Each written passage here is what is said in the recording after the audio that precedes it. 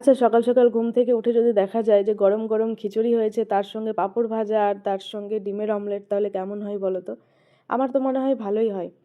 সকালবেলা ঘুম থেকে উঠেই দেখি মা গরম গরম খিচুড়ি রান্না করেছে। আমি ডিম ভাজা খাবো না বলে এই প্লেটটা মায়ের জামাইয়ের জন্য। আর আমি ডিম ভাজা খাবো না, আমি শুধু এই আলু দিয়ে বানানো গরম গরম খিচুড়ি আর পাঁপড় ভাজা। কদিন ধরে ওয়েদারটাও এত ভালো চলছে, বৃষ্টি হচ্ছে ঝমঝম করে, তার মধ্যে খিচুড়ি খাওয়ার মজাই আলাদা। আর আমার মা জানে যে মায়ের জামাই খিচুড়ি খেতে ভীষণ পছন্দ করে, এই জন্য বিশেষ করে আজকে খিচুড়িটা বানানো। আমার না, জানো তো, বাবার বাড়ি যেয়ে আমি বসে থাকতে পারি না।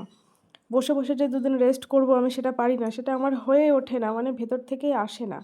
আমি 1 ঘন্টার জন্যও যদি বাবার বাড়ি যাই, তাও জামা কাপড় চেঞ্জ করে কাজে লেগে যাই সঙ্গে সঙ্গে, যে আমি যতটুকু সময় আছি মা অন্তত একটু রেস্ট পাক। কেননা আমি জানি যে আমার থেকে হয়তো অনেক বেশি পরিশ্রম মা করে। হ্যাঁ, মা বলে যে তুই তো শ্বশুরবাড়িতেও কাজ করিস, তাহলে এসছিস 2 দিন, তুই রেস্ট নে।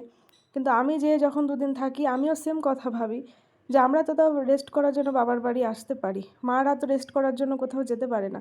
সেই জন্য মার রেস্ট নেওয়া তো দরকার না।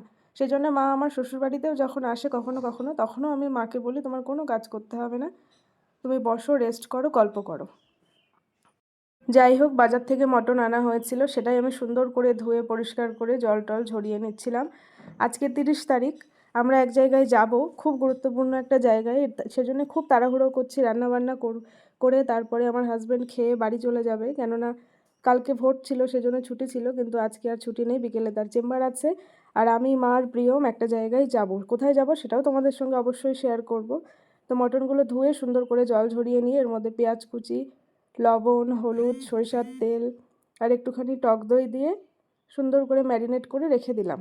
রান্নাটা মাই করবে। এই মুহূর্তে আমি মটন অতটা খাচ্ছি না, একটু অ্যাভয়েড করেই চলছি, কিন্তু তাও যেহেতু রান্না হচ্ছে, লোভ তো সামলাতে পারবো না।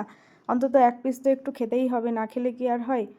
আমরা যখন চিকেন রান্না করি বাড়িতে, তখন সেটাকে পেঁয়াজটা তেলের ওপর দিয়ে একটুখানি ভাজা ভাজা করে তারপর মশলা দিয়ে কষিয়ে এইভাবে করে রান্না করি। কিন্তু মটনটা যখন করি, তখন এইভাবে কাঁচা পেঁয়াজ দিয়ে সরষের তেল দিয়ে সুন্দর করে ম্যারিনেট করে নিই, এইভাবেই রান্না করি।